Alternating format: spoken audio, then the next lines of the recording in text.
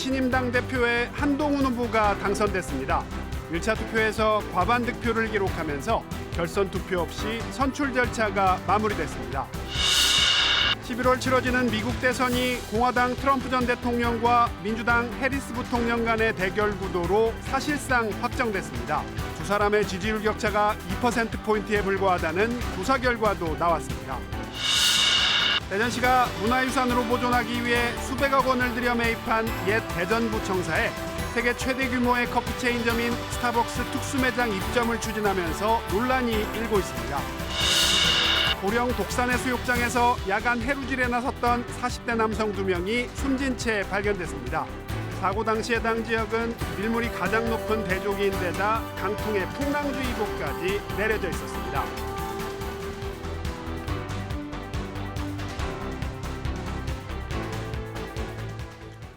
여러분 안녕하십니까? 대전 세종 충남 7시 뉴스, 오늘은 정치권 소식으로 시작합니다. 국민의힘 새 지도부를 뽑는 전당대회에서 한동훈 후보가 당대표에 당선됐습니다. 결선 투표 없이 선출 절차가 마무리됐는데 청년 1명을 포함해 5명을 뽑는 최고위원회는 각 계파 후보들이 고루 당선됐습니다. 첫 소식 김보담 기자입니다. 국민의힘 한동훈 후보가 과반 득표에 성공하면서 새 당대표에 선출됐습니다. 2위 원희룡 후보 18.8% 득표에 3배를 넘는 압승이었습니다.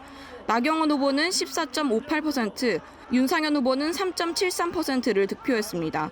경선 기간 내내 대세론을 이어간 한 대표는 수락연설에서 건강하고 생산적인 당정 관계를 구축하겠다고 밝혔습니다.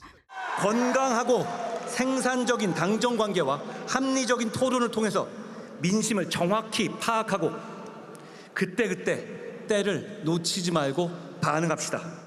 최고위원회는 각 계파 후보들이 고루 당선됐습니다. 장동혁 후보는 친한계, 인요한, 김재원 후보는 친윤계로 김민전 후보는 상대적으로 계파색이 옅은 것으로 분류됩니다. 청년 최고위원은 진종호 후보가 과반에 가까운 득표율로 당선됐습니다. 미래로 나아가겠습니다. 당의 힘을 하나로 모으겠습니다.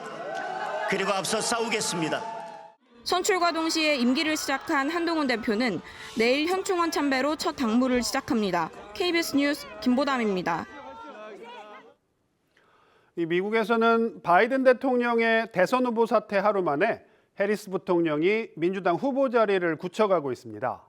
후보 선출 권한을 가진 대의원들과 당내 중진들이 앞다퉈 해리스 지지를 선언하고 있기 때문인데요.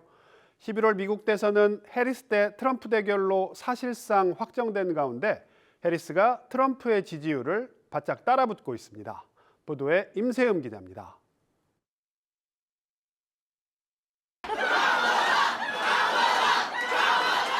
카멀라 해리스 부통령은 바이든 선거본부를 방문해 본격적인 선거 운동에 착수했습니다. 검사 시절 자신이 수많은 범죄자들을 다뤄봤다면서 트럼프 전 대통령을 사기꾼, 포식자 등으로 묘사하고 대선 승리를 자신했습니다.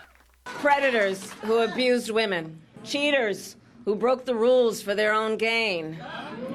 So hear me when I say, I know Donald Trump's type. 미국 민주당은 해리스 부통령을 중심으로 빠르게 결집하고 있습니다. AP통신 설문조사 결과 대선 후보 선출 권한을 가진 대의원의 절반 이상이 해리스 지지를 표명했고 당내 중진들도 앞다퉈 지지를 선언하고 있습니다. 후원금도 단 하루 만에 8,100만 달러가 쇄도했습니다. 공화당 트럼프 캠프는 맞상대가 유력한 해리스 부통령을 집중 공격했습니다. We got to kick Kamala Harris out of the Oval Office. Don't give her a chance to run away from the Biden record. The Biden record is the Kamala Harris record. 11월 미국 대선이 해리스 대 트럼프의 대결로 사실상 확정된 가운데 두 사람의 가상 대결에선 해리스 45%, 트럼프 47%로 지지율 격차가 2%포인트로 좁혀졌습니다. 같은 기관 여론조사에선 바이든 대통령 사퇴 전엔 격차가 6%포인트였던 데 비해 해리스 부통령이 맹추격한 셈입니다. 다만 다른 여론조사에선 해리스 43%, 트럼프 51%로 집계되기도 했습니다. KBS 뉴스 임세호입니다. 이 SM 엔터테인먼트 주가 조작 혐의를 받고 있는 카카오 창업자 김범수 경영쇄신위원장이 오늘 새벽 구속됐습니다.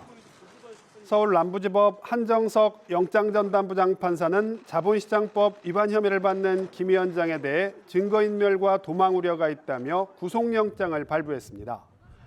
김 위원장은 지난해 2월 SM엔터 인수경쟁사인 하이브의 공개 매수를 방해하기 위해 주가 조작에 가담했다는 혐의를 받고 있습니다.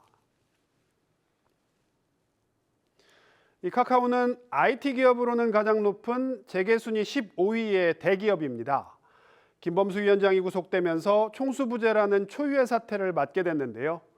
카카오 측은 경영 공백을 최소화한다는 입장이지만 카카오를 둘러싼 현안 대응과 신사업 투자에 빨간불이 켜졌다는 분석도 나오고 있습니다. 신지수 기자입니다.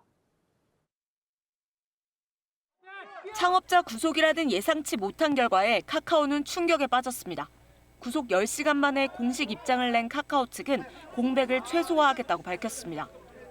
현재 상황이 안타까우나 정진아 CA협의체 공동의장을 중심으로 경영 공백을 최소화하기 위해 최선을 다하겠습니다. 하지만 총수부재라는 전례 없는 상황이 카카오의 악재로 작용할 것이란 전망이 나옵니다.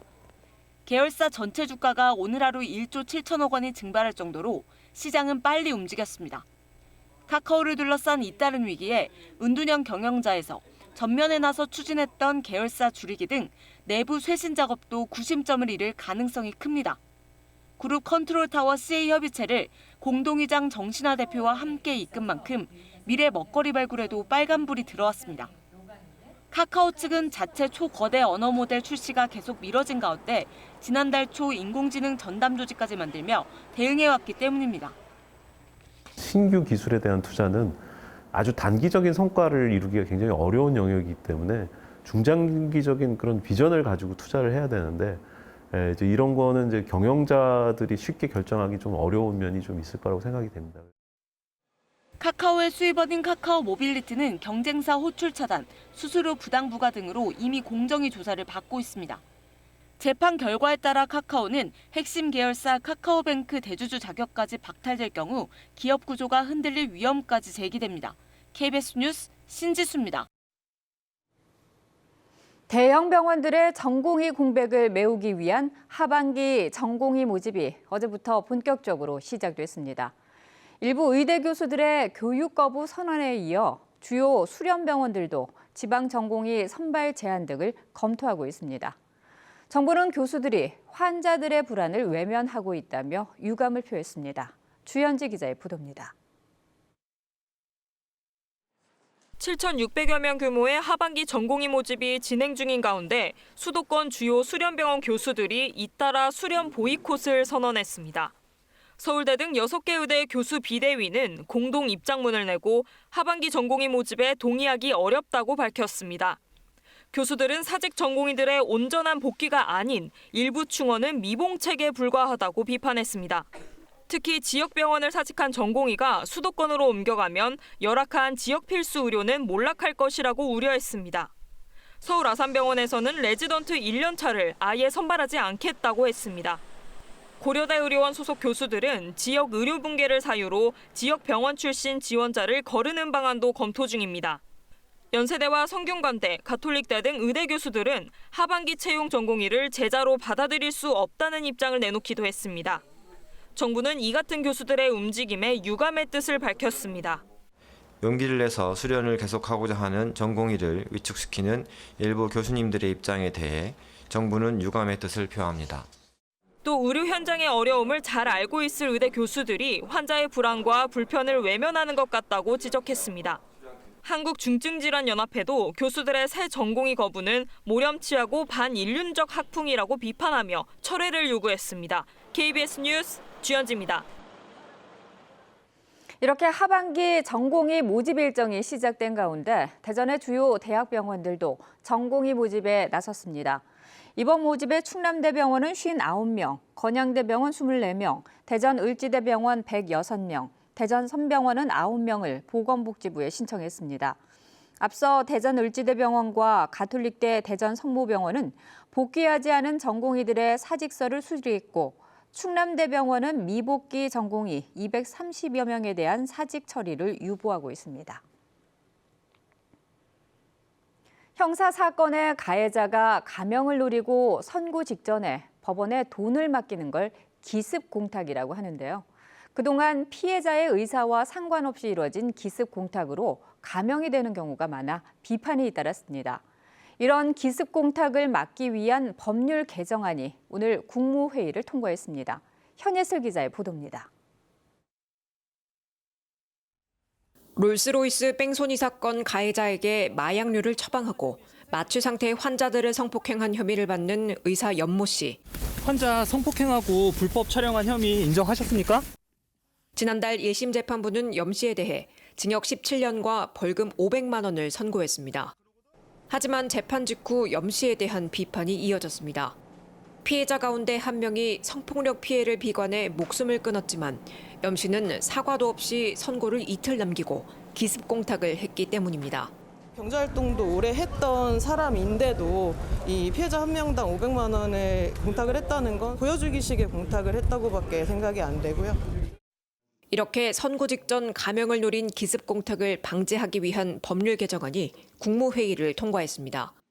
기존엔 법원이 피해자의 의사를 확인하지 않고 공탁을 감경 사유로 양형에 반영했지만 개정안은 판결 선고가 임박한 시점에 가해자가 공탁을 할 경우 법원이 피해자의 의견을 의무적으로 청취하게 했습니다. 또 이른바 먹튀 공탁을 방지하는 방안도 마련했습니다. 공탁법 개정안은 감형 이후 피해자가 수령을 거부한 공탁금을 몰래 회수하는 걸 막기 위해 형사 공탁금 회수를 원칙적으로 제한했습니다. 다만 피해자가 수령을 확정적으로 거절하거나 무죄 판결 또는 불기소 결정이 있는 경우에만 예외를 두도록 했습니다. 정부는 국무회의를 통과한 개정안을 조만간 국회에 제출할 예정입니다. KBS 뉴스 현예슬입니다.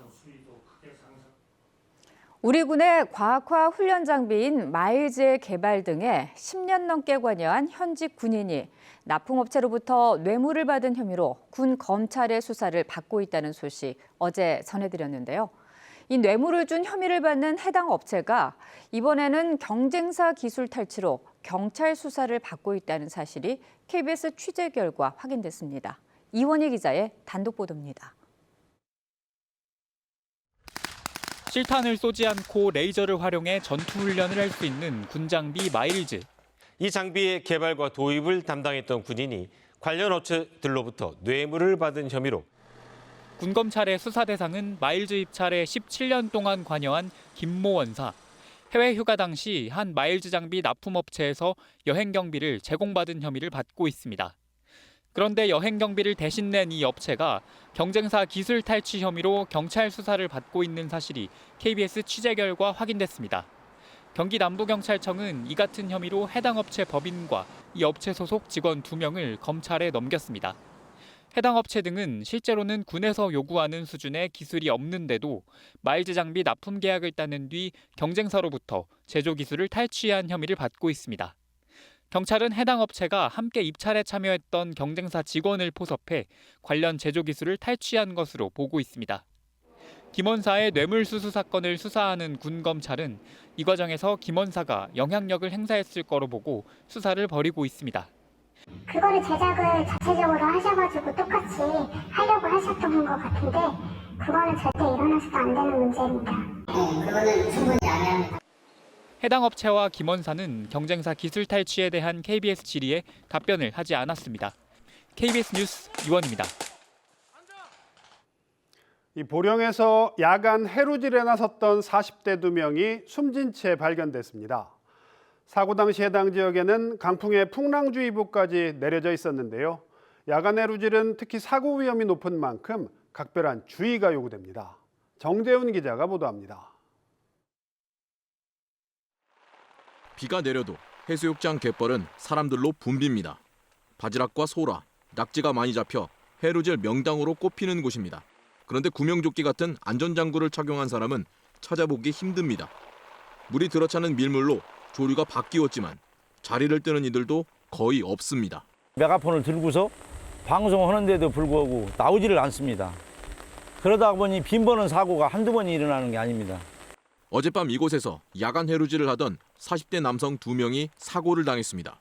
이 사고가 난 현장입니다. 한 명은 이곳 해수욕장에서, 나머지 한 명은 독대섬 인근 바위 틈에서 심정지 상태로 발견됐습니다. 두 사람 모두 병원으로 이송됐지만 숨졌습니다. 엄청 파도가 같아 엄청 심했지. 나도 허리까지 찼었는데 나 위험에 들어가려다 말았지. 그분들 좀 일찍 들어갔어. 8시 정도. 사고 당시 해당 지역에는 밀물이 가장 높은 때인 대조기인데다 강풍과 풍랑주의보까지 내려져 있었습니다. 구명조끼를 꼭 착용하시고 항상 2인 이상이 짝을 지어 활동하셔야 하며 풍랑주의보 등 기상특보가 발효되면 해루질을 즉시 중단하고 안전한 곳으로 이동해야 합니다. 특히 야간 해루질은 물때를 놓치거나 방향 감각을 상실하는 등 사고 위험이 매우 높아 자제하는 것이 좋습니다. KBS 뉴스 정재훈입니다. 당진시 한 국장이 각종 비위 혐의로 중징계를 요구받고 경찰 수사를 거쳐 검찰 송치까지 됐다는 소식 얼마 전 전해드렸습니다.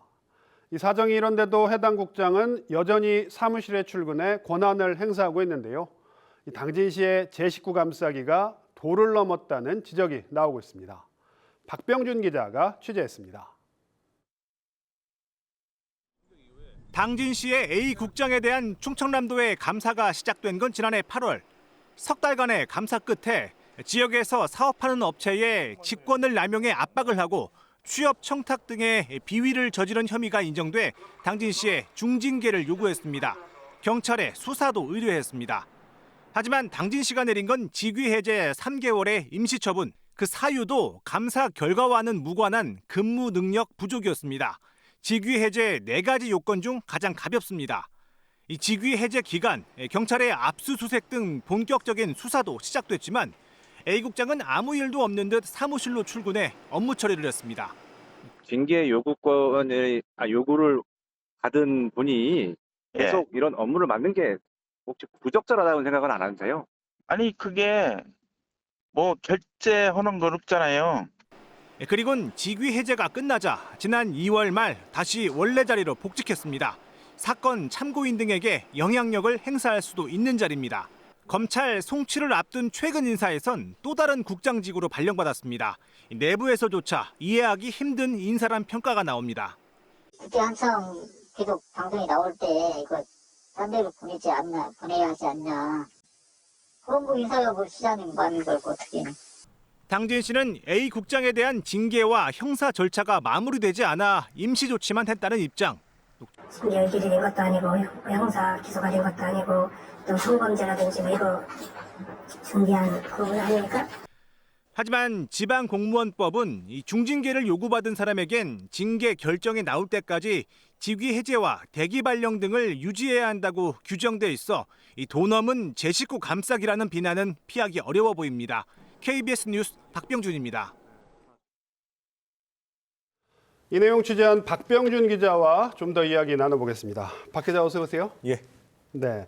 자, 올 초부터 이 사건 계속해서 취재를 해오고 있는데 시간이 좀 지났습니다. 예. 먼저 시청자들의 이해를 돕기 위해서 어떤 내용인지 먼저 정리를 한번 해주시죠. 예, 이게 당진시의 한 고위 공무원이 네. 직권을 남용해서 각종 사업을 방해하고 있다 이런 제보로 이제 올 초부터 취재를 시작했는데요. 네네. 저희가 그 당시 확보한 녹취 파일을 들어보면 네. 당진시의 국장 A 씨가 지역의 여러 업체 관계자 등을 이제 다양한 이유로 압박을 하는 내용이 이제 들어 있었습니다. 네. 예를 들어서 뭐 당진시의 아파트 사업을 하는 업체에는 이제 이 아파트 사업과는 상관이 없는 뭐 육교를 네. 지으라고 뭐 강요를 한다거나 상관없는 육교. 그렇습니다. 네, 또 네. 당진시의 이제 공장을 증설을 추진 중인 한 업체에는 네. 지인의 자녀를 채용하라 이렇게 종용을 하기도 했고요. 네, 채용 청탁까지. 예, 또 아울러 이제 당진으로 공장 이전을 추진하는 업체가 있었어요. 여기에 네. 대해서는 이 업체에 대해서는 이제 당진에 있는 한 업체를 콕 집어서 이 업체와는 이제 계약을 하지 않는 게 좋겠다는 식으로 말을 했습니다. 네. 그러니까 그 업체가 특정 정당의 돈줄이다 네. 이런 말도 했는데 결국 계약을 했거든요. 그러니까 네. 이제 계약을 왜 했느냐? 계약을 했다면 이제 설계 변경을 통해서 이윤이 남지 않도록 해라 이렇게 압박을 하기도 했습니다. 뭐 당사자로서는 굉장히 큰 압박이 될 수 있는 부분입니다. 그렇습니다. 예, 그러면서 이제 배경이 될 만한 발언도 했는데 네. 그 업체에 대해서 오성환 그 현직 당진 시장이 이제 네, 네. 그 업체를 싫어한다는 발언을 수차례 하기도 했는데 네. 여기에 대해서 이제 당시 오 시장은 이거는 이제 A 국장이 만들어내는 말이고 네, 자신과는 네. 무관한 일이다 이렇게 해명을 했습니다. 뭐 오 시장은 부인했지만 오 시장의 뜻인 것처럼 여러 차례 말을 했다는 건데 예. 이런 내용을 바탕으로 감사 그리고 수사가 시작이 된 거죠. 그렇습니다. 저희가 이제 제보받은 녹취 파일이 이제 충남도의 그 감사위원회에도 들어간 것으로 확인이 됐는데요. 네. 이제 충남도 감사위가 3개월 동안 감사를 벌여서요. 네. 이제 뭐 9개 업체 40여 명이 넘는 참고인을 조사했고요. 네. 그러면서 이제 비위 행위가 인정이 된다. 이래서 해당 국장에게 중징계를 내려야 한다. 이렇게 당진 씨의 중징계 요구를 한 겁니다. 네. 또 이제 여기에 대해서 당사자가 이건 좀 부당하다. 재심의를 네. 해달라라고 요구를 했지만 재심의에서도 이제 중징계 요구는 변함이 없었습니다. 네. 그리고 이걸로 끝날 게 아니다 해서 경찰의 수사도 이제 감사위원회에서 의뢰를 했는데요. 네. 경찰도 6개월간 수사를 벌인 끝에 이제 이게 혐의점이 좀 있다고 판단해서 네. 이달 중순에 이제 A 국장을 검찰에 송치했습니다. 네. 또 이분만 이제 송치한 게 아니라 이 A 국장에게 자녀 취업 청탁을 부탁한 혐의를 받는 그 또 다른 공무원이 있거든요. 네. 이 사람하고 또 이 사건과 연계된 업체 관계자 2명 등 총 이제 이 사건과 관련해서 4명을 검찰에 송치를 했습니다. 사안이 좀 커졌군요. 그렇습니다. 예. 여기에 대해서 이제 또 당사자의 입장을 들어야 하니까 네, 네. 저희가 뭐 문자와 전화 또 사무실을 직접 방문하기도 했는데 네. A 국장은 이제 이번에도 입장을 내길 거부를 했고요. 주변인 이제 취재를 해보면 여전히 네, 이제 네. 혐의를 부인하는 주장을 해온 것으로 알려지고 있습니다. 자, 상급기관인 충남도가 중징계 요구를 했고 또 경찰 수사 결과 검찰에 송치까지 됐습니다. 그런데 해당 국장은 여전히 당진시에서 직위를 유지하고 있다고요. 이 부분 선뜻 이해가 가지 않습니다. 이제 그 부분 때문에 이제 제 식구 감싸기가 아니냐 이런 논란이 일고 있는데요. 앞서 네, 이제 네. 보도에서도 제가 설명을 했지만 지방 공무원법 보면 직위 해제 요건이 명확히 명시가 되어 있습니다. 네, 이제 총 4가지인데요. 네. 이제 화면으로 보면 이제 첫 번째가 직무 능력이나 성적이 나쁜 사람이고요. 네. 두 번째가 이제 중징계를 요구받은 사람, 네. 세 번째가 형사 사건으로 기소된 사람, 네. 네 번째가 뭐 금품 비위나 성범죄 등으로 감사원의 감사를 받거나 수사기관에서 뭐 조사나 수사 중인 사람으로 명시가 되어 있습니다. 네. 자, 이 기준만 놓고 보면 이제 해당 국장은 적어도 이제 2번째 사안이 적용됐어야 하는데 네. 보시면 이제 첫 번째 요건 최대 이제 3개월 만에 이제 복직할 수 있는 이제 첫 번째 요건으로 직위를 해제를 한 거고 네, 네. 그렇기 때문에 여기에 대해서 이제 충남도 감사위에선 이거는 이제 당진 씨가 피감사자에게 사건에 대비할 시간만 벌어준 거다 이런 네, 이제 네. 볼멘 소리를 하기도 했습니다. 네.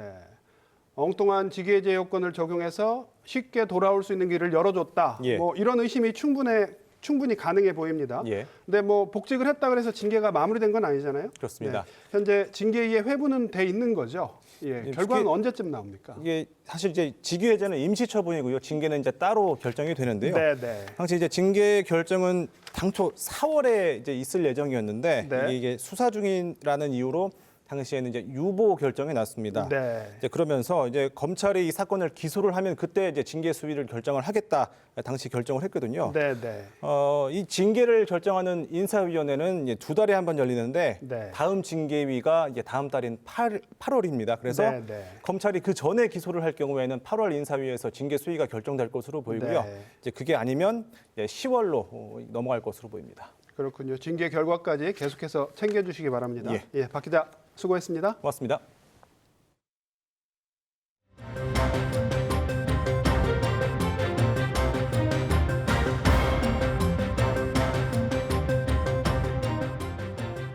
다음 소식입니다. 대전시가 문화유산으로 보존하기 위해 수백억 원을 들여 매입한 옛 청사에 세계 최대 커피 체인점 입점을 추진하고 있습니다. 전 세계에 6곳밖에 없는 특수 매장을 유치해 원도심을 활성화하겠다는 건데요. 우려의 목소리가 적지 않습니다. 성용희 기자입니다. 대전 원도심 한가운데 자리 잡은 근대식 건물. 대전읍이 대전부로 승격하면서 1937년 건립된 대전부청사입니다. 민간 소유로 철거 위기를 맞았지만 대전시가 올 초 342억 원을 들여 사들였습니다.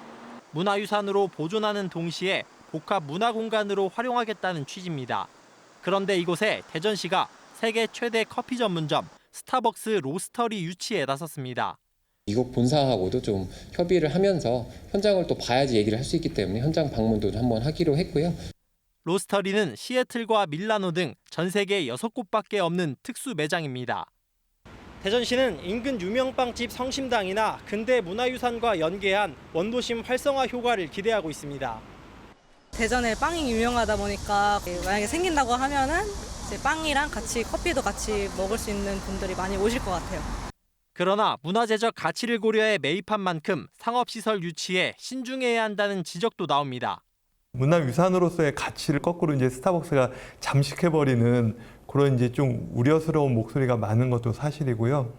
대전시는 공공성과 상업성을 안배하는 방안을 고심하고 있다며 스타벅스를 유치하더라도 일부는 문화공간으로 활용할 계획이라고 밝혔습니다. KBS 뉴스 성룡입니다.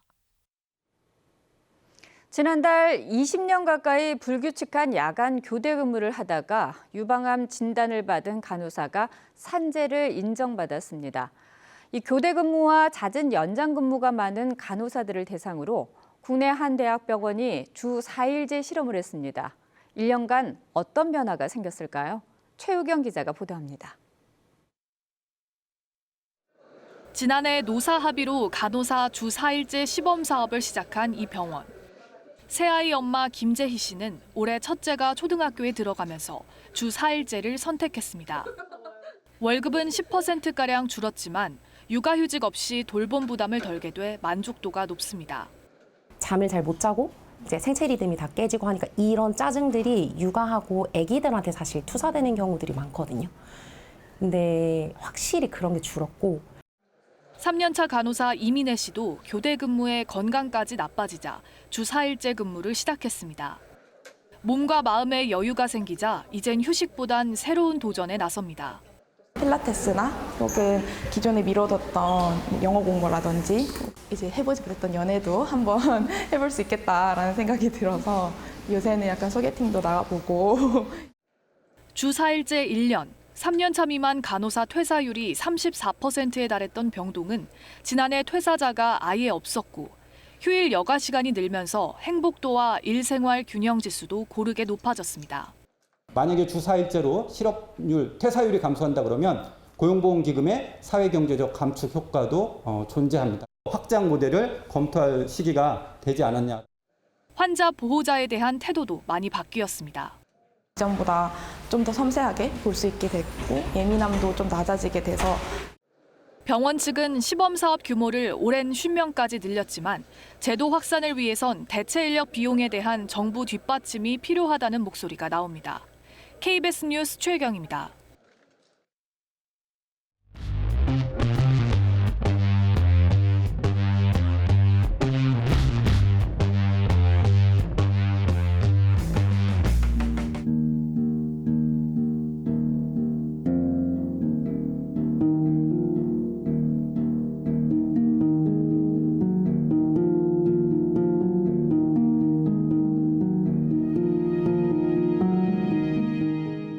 네, 장마와 무더위가 함께 찾아오는 요즘 같은 시기에는 감염병에 노출될 위험성도 높아집니다. 여름철 건강을 위협하는 감염병의 종류에는 어떤 것이 있고 또 어떻게 예방해야 하는지 대전시 의사회 서지원 감염병 대책위원 모시고 이야기 나눠보겠습니다. 자, 위원님, 최근에 당진의 한 유치원에서 집단 식중독이 발생을 했거든요. 이 고온다습한 환경에서는 아무래도 이런 식품 식중독 사례들이 많이 늘고 있는데 식품 식중독에 걸렸을 때 의심 증상은 무엇이고 내가 이것이 걸렸다면은 어떻게 대처해야 되는지 설명을 좀 해주시죠. 예, 그 식중독 같은 경우는 이제 세균이나 세균의 독소에 의해서 나타나는 위장관 증상들을 주로 이제 저희 식중독이라고 얘기하는데요. 네.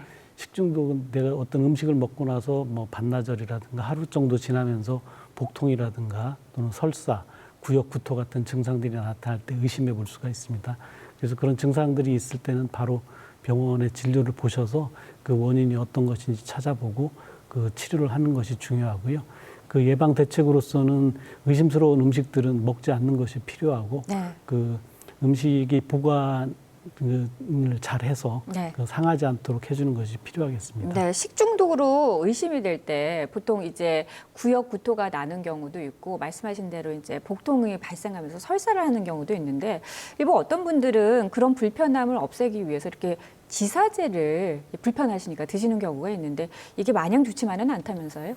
예, 그 제일 설사가 무서운 것은 이제 환자가 설사를 하면서 몸에 체액이 빠져나가는 거거든요. 네. 그렇게 되면 혈압이 떨어지고 그 몸에 수분이 부족해서 환자가 깔아지기 때문에 그 설사를 멈추게 해주는 것이 필요한데 그렇다고 또 설사한다고 무조건 안 먹는 분들도 있어서 그런 분들은 대개 우리가 설사를 하더라도 물이나 이런 수분을 충분히 섭취해주면 그 장에서 흡수는 다 잘 되거든요. 그래서 그 수액을 충분히 마셔주는 것이 필요하고 그렇게 설사가 너무 심해서 이제 깔아질 때는 지사제나 이런 것들을 써서 설사 양을 줄여주는 것이 환자 회복에 도움이 되기도 합니다. 그렇지만 지사제를 너무 조기부터 많이 쓰게 되면 환자들의 장에 부담이 많이 가서 장이 망가지거나 그럴 수 있어 사용에 조심하는 것이 필요합니다. 이 식중독이 발생하는 것은 세균의 독소에 의한 식중독 그리고 또 세균에 의한 식중독이 있는데 원인을 잘 알고 그에 따른 또 처방이 필요하겠습니다. 그리고 다음으로 넘어가서 또 장마로 인해서 수해 지역에서 또 이 물로 전염되는 수인성 감염병에 대한 또 우려가 또 지금 높아지고 있는데요. 이 수인성 감염병은 어떤 것이 있을까요? 예, 수인성 감염병은 그 물을 통해서 이제 그 세균이 우리 몸에 들어오게 되는 그런 것들이거든요. 제일 흔한 건 옛날에 콜레라, 그다음에 장티푸스, 요즘에 또 비브리오 폐혈증, 그다음에 노로바이러스 감염 이런 것들이 많이 있습니다. 그래서 그 장마가 있고 홍수 피해가 나면 지금 이런 질환들이 많이 발생해서 환자들이 설사병 쪽으로 많이 발생되는데 특히 세균 감염이 이루어지면 열이나 발열이 많이 나면서 환자들이 깔아지고 그 힘들어하는 경우가 제일 많거든요. 그래서 그 물을 끓여 먹는다든지 또는 그 오염된 물로 음식을 처치하지 않는 것들, 그다음에 음식도 충분히 한 70도 이상 중심 온도가 올라가도록 요리를 해준다든지 그렇게 해주는 것이 그 수인성 매개 질환을 예방할 수 있는 가장 좋은 방법이 되겠습니다. 여름철 같은 경우에는 아무래도 또 이렇게 날것 음식 드시는 분들도 있는데 지금 말씀하신 것처럼 뭐 회나 이런 날것 음식을 드시면은 말씀하신 수인성 감염병에 걸릴 확률이 또 높아지겠네요. 그렇죠. 특히 그 바닷물의 수온이 20도 이상으로 올라가게 되면 비브리오 균들이 많이 증식할 수 있어서 그것이 도마라든가 행주, 칼 이런 데 묻어가게 되면 꼭 그 횟감이나 뭐 이런 수산물이 아니더라도 그 병이 옮아갈 수 있어서 그런 조리기구들을 잘 관리하는 것이 필요합니다. 네. 자, 이렇게 또 장마가 끝나고 나면은 또 폭염이 올 거라는 예보가 있습니다. 이 폭우와 폭염이 번갈아 오면서 이런 날씨에 많은 분들이 힘들어하고 계신데요. 특히나 온열 질환도 저희가 좀 염려가 되는 것이 일사병 그리고 열사병 등 이 대표적인 온열 질환이 있는데 이럴 때는 어떻게 우리가 또 대처를 하면 좋을까요? 예, 일사병은 이제 저희가 보통 열사병이라고도 같이 하는데요. 그 열사병, 열피로, 열경련, 열허탈 뭐 이런 여러 가지 구분을 하게 됩니다. 그것은 환자들이 나타나는 증상에 따라서 얘기를 하는데요. 열사병 같은 경우는 그 열이 높아서 우리 몸의 체온 중추가 그 기능을 상실하는 거거든요. 그래서 몸에서 열이 한 40도 이상 많이 올라갈 수 있고 그래서 환자들이 굉장히 힘들고 위험한 상황으로 갈 수 있습니다. 그래서 그런 증상이 생기면 바로 시원한 곳으로 환자를 옮겨서 그 몸의 체온을 낮춰주는 것이 필요하고 정 안 되면 얼음 잔뜩 그 수조에 채워가지고 물속에 집어넣어서 중심 온도를 40도에서 빨리 끌어내리는 것이 중요하거든요. 그렇지만 이제 그 외에 그 피로나 열 허탈 같은 경우는 몸에 수분이 이제 많이 빠져나가면서 된 것이기 때문에 체온도 시원하게 내려주는 것도 중요하지만 탈수가 되지 않도록 수분을 충분히 공급해 주는 것이 필요하고요. 그다음에 열 부종이라든가 뭐 이런 것들이 생기게 되면 그 다리 쪽으로 피부가 그 피부 쪽으로 그 수분이 몰리면서 몸의 그 중심 쪽에서는 오히려 수분이 부족한 상태로 가기 때문에 다리를 올려준다든가 이런 것들이 필요합니다. 그래서 장시간 더운 곳에서 일하지 않도록 하고 그다음에 환기가 잘 되도록 해주면서 환자분들이 시원한 곳에 쉴 수 있는 일정한 시간을 유지해 주는 것이 그러한 온열 질환을 예방할 수 있는 중요한 키가 되겠습니다. 네. 자, 그렇다면 마지막으로 건강하게 여름을 날 수 있도록 주의해야 할 사항이 있다면 한 말씀 해주시죠. 여름철은 뭐 저희가 그 가장 중요한 너무 덥지 않도록 유지해주고 그다음에 탈수되지 않도록 충분한 수분 섭취하는데 너무 또 맹물만 마시면 몸에 전해질이 깨지거든요. 네. 그래서 이온 음료 같은 것 좀 네. 같이 마셔주고 커피나 이런 카페인이 들어있는 네. 음식들은 수분을 많이 뽑아가기 때문에 좀 너무 많이 마시지 않도록 피하는 것이 좋겠습니다. 네, 충분히 물을 마셔주고 그리고 너무 기온이 높을 때에는 또 활동하지 않는 것, 일하지 않는 것이 또 중요하겠고 무엇보다도 여름철 식중독 때문에 음식을 잘 익혀 먹는 것이 중요하겠습니다. 오늘 말씀 잘 들었습니다. 고맙습니다. 네.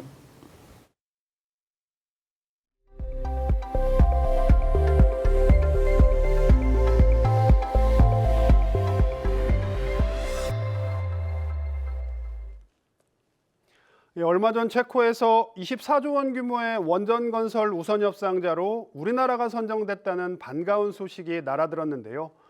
10여 년 전 국내 원자력 기술의 첫 유럽 수출 사례였던 이 네덜란드 연구용 원자로 개조 사업도 최근 성공리에 마무리됐습니다. 보도에 박혜평 기자입니다. 한국원자력연구원이 네덜란드 델프트 공대에 구축한 냉중성자 생산 설비입니다. 냉중성자는 원자로에서 생성된 열중성자를 절대 온도에 가까운 영하 250도의 액체 수소에 통과시켜 차갑게 만든 중성자로 바이오와 나노, 신소재 등의 연구에 쓰입니다. 2009년 냉중성자 실험동을 구축한 원자력연구원은 이 기술을 토대로 2014년 네덜란드 델프트 공대 연구용 원자로 개조 사업을 수주했습니다. 기존에 쓰고 있던 연구용 원자로의 빔 튜브를 개조하고 원자로 내부에 냉중성자 생산 시설을 새로 만드는 아주 까다로운 공정입니다. 극저온의 온도를 견딜 수 있는 극저온 보온 장치, 그리고 에너지를 더 효율적으로 사용하기 위한 단열 장치, 그리고 전체 냉동기 시스템을 구성하기 위한 유틸리티 시스템이 한꺼번에 구축돼야 됩니다. 설계부터 기기 제작과 설치, 시 운전 등을 총괄하며 지난해 11월 원자로 내부 설치를 마쳤고 지난달 냉중성자 생산 성능 시험 등을 통과하며 마침내 11년 사업을 마무리 지었습니다. 특히 2중 구조 용기를 3중 구조로 바꾸는 등 주요 기기 제작을 국내 중소기업이 맡았습니다. 가장 핵심 설비의 제작을 중소기업에서 했습니다. 그래서 우리나라 원자력 기술의 우수성이 이제는 그 저변까지 넓어졌다는 점에서 아마 의의가 있는 걸로 생각합니다. 이번 성과는 한동안 쇠락하던 원자력 산업계에서 정부 출연 연구원과 중소기업이 협력해 성공적으로 마무리한 모범적인 협력 사례로 꼽히고 있습니다. KBS 뉴스 박혜평입니다.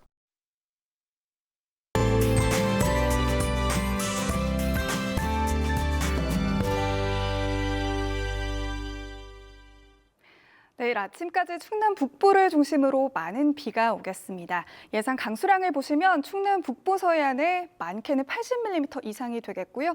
충남 북부 내륙과 남부 서해안 10에서 60, 대전, 세종과 충남 남부 내륙은 5에서 40mm의 비가 내리겠습니다. 더위는 갈수록 강해지겠습니다. 태안을 제외한 우리 지역 전역에 폭염주의보가 발효 중이고요. 당분간 낮에는 체감온도 33도 이상의 무더위가, 밤에는 열대야가 기승을 부리겠습니다. 내일 아침 장맛비는 그치겠지만 내륙은 가끔 소나기가 내리겠고요. 양은 5에서 50mm로 지역별 편차는 크겠습니다. 자세한 지역별 기온 보겠습니다. 내일 아침 대전이 26도, 세종은 25도에서 출발하고요. 낮 기온은 대전이 32도, 공주 33도로 오늘보다 3, 4도가량 높겠습니다. 충남 북부 지역의 아침 기온은 천안이 25도, 한낮에는 서산 31도, 아산이 32도를 보이겠습니다. 충남 남부 지역의 아침 기온은 보령이 26도에서 출발하고요. 낮 기온은 부여가 33도까지 오르겠습니다. 바다의 물결은 최고 2m까지 일겠고 해상 곳곳에 안개가 짙게 끼겠습니다. 중복인 모레도 내륙에 소나기가 지나겠고요. 당분간 무더위가 계속되겠습니다. 지금까지 날씨였습니다. 네, 오늘 준비한 소식은 여기까지입니다. 7시 뉴스 마칩니다. 시청해주신 여러분 고맙습니다.